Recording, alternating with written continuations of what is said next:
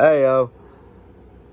I know I said the next time you see me, I would be talking about Catholic horror, but I've actually done a better job of articulating and going a little bit deeper, a little more offensive. I think the first video I put out was basically saying Protestant horror is the notion that evil will always be there and evil never dies until Jesus comes back. You know, it's a constant thing.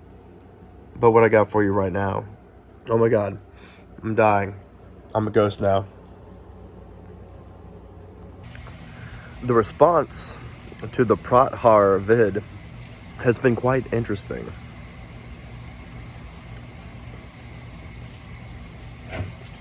I shared the video on Facebook today, and one of the comments completely ignored the post and instead latched onto a statistic that I gave.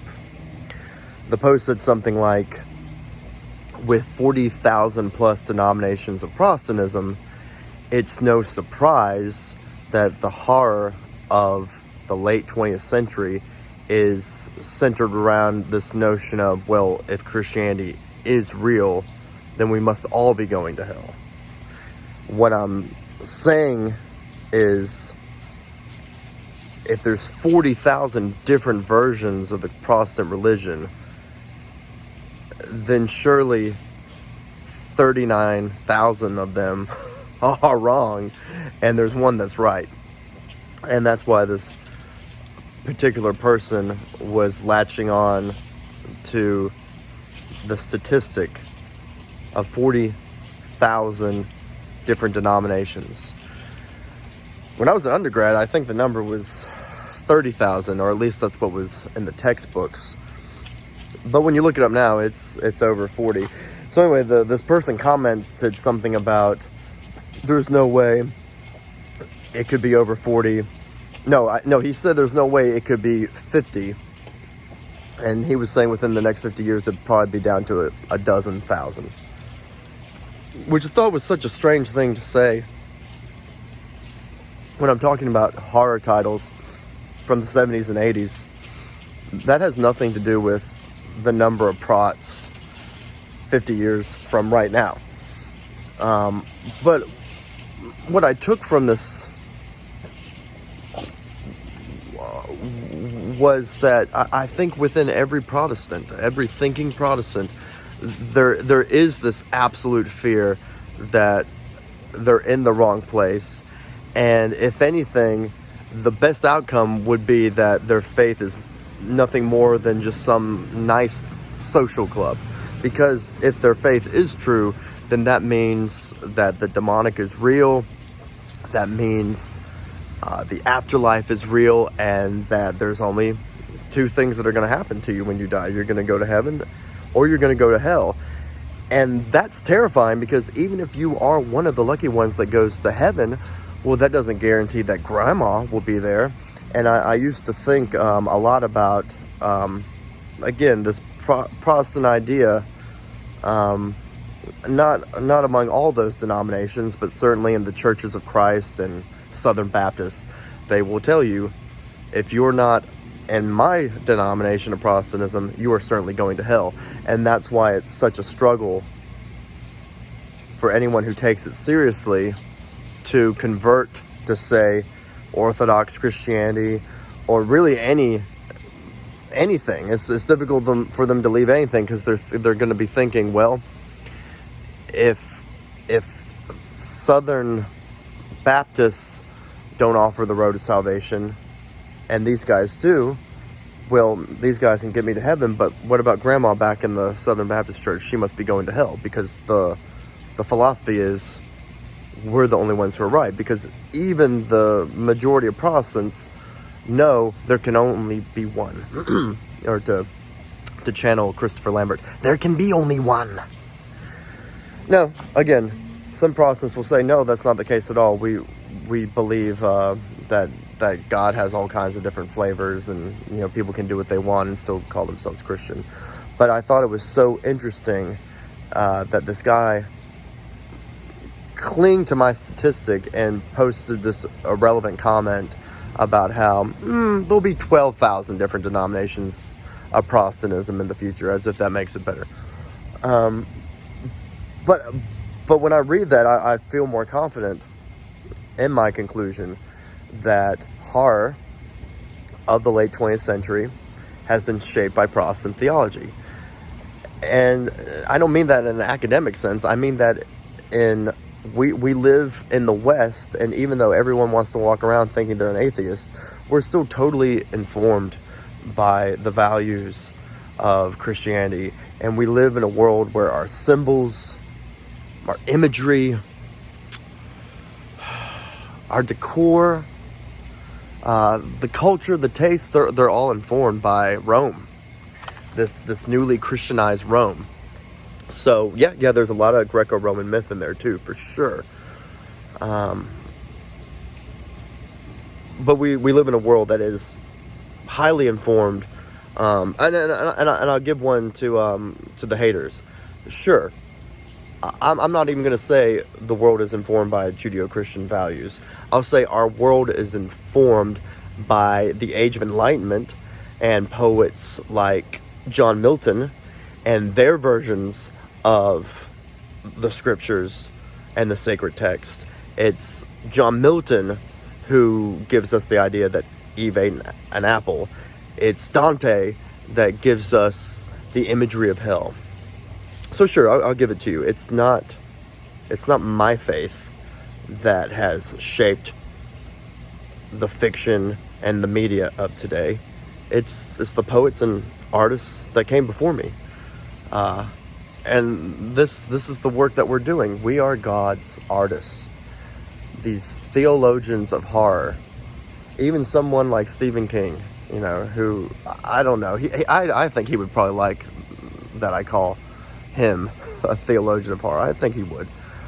He probably sees himself as a spiritual guy. But the fact that just some rando dude would cling to that statistic, this idea of, well, it's not really that big of a deal that there's all these different versions of Protestantism. But that's what I'm saying here. I'm saying that is the fear that is underneath any Stephen King adaptation, or even something like Spielberg's Poltergeist. I have not seen the movie Smile, but I watched a video essay on it earlier today, and the guy was quite negative about the message of the film. But again, I got kind of turned on because I'm thinking these ideas that I have that I'm speaking to you about, and kind of getting an understanding of these concepts as I'm teaching them to you. If you've seen the movie Smile and you know how it ends, maybe you can put together what this guy is claiming the message of the story is. And he was essentially saying the message of the story is you can't win. I spent a lot of time on YouTube today. I've been feeling under the weather, and I came across an earlier video that was saying all modern horror is about trauma and the trauma response and all this stuff, and it was hilarious. I feel like I watched 5 minutes of Jamie Lee Curtis saying the word trauma or trauma. I don't think she knows how to pronounce the word trauma when talking about the Halloween remakes.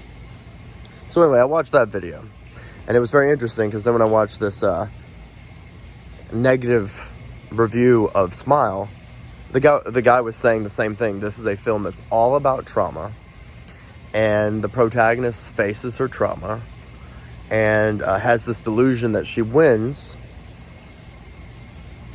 only to realize it's all a dream. And she faces it a second time and has to submit to it, and is devoured by her trauma. And this reviewer did not like the film for that reason.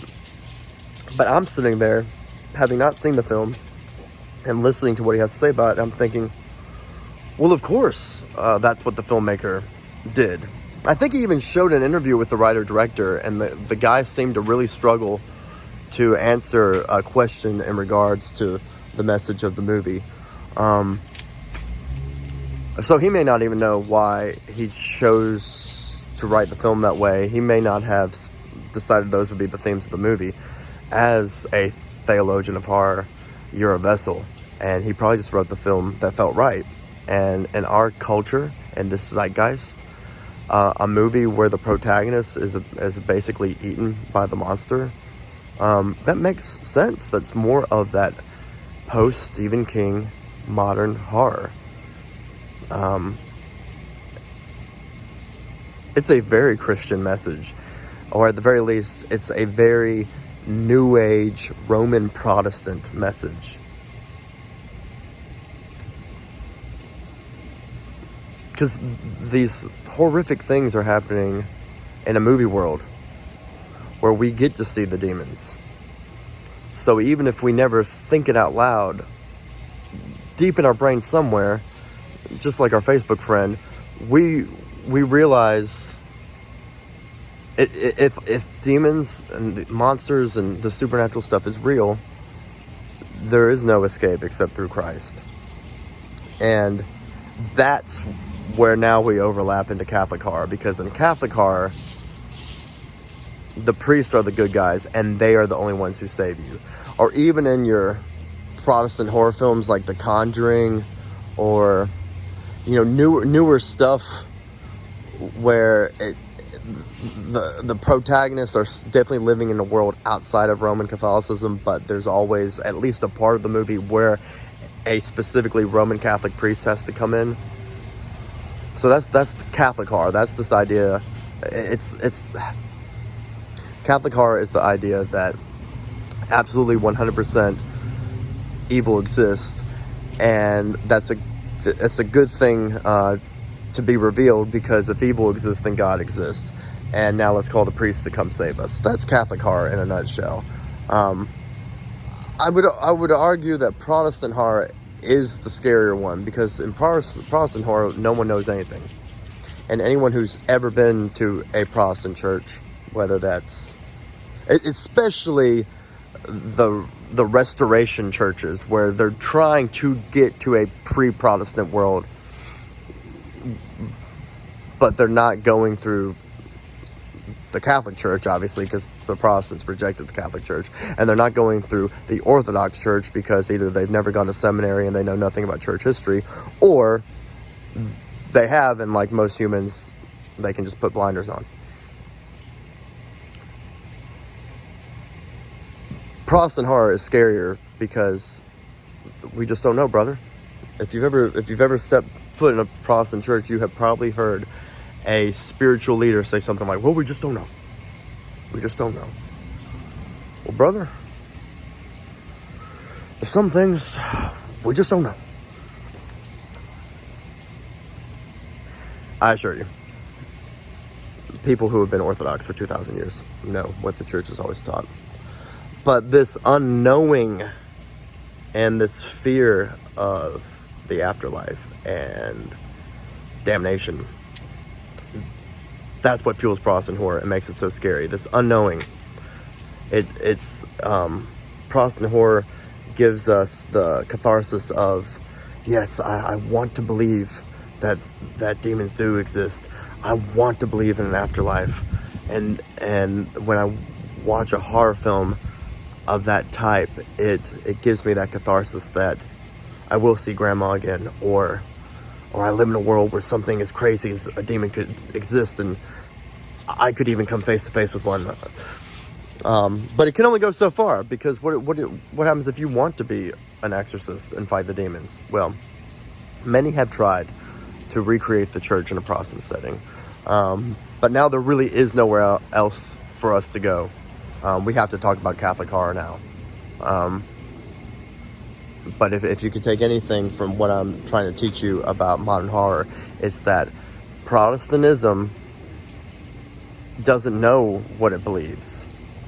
That's why that guy got so triggered about me stating that there were 40,000 denominations.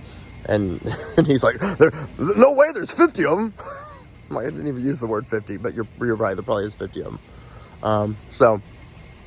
Yeah, and it's great. I mean, the next horror film you watch, really look at it and pull its worldview out and ask yourself, is the worldview of this horror film a worldview that accepts the supernatural and paranormal, and is ultimately pretty damn pessimistic. Horror totally embraces that we live in a fallen world, and it totally embraces that Satan wins. But does he?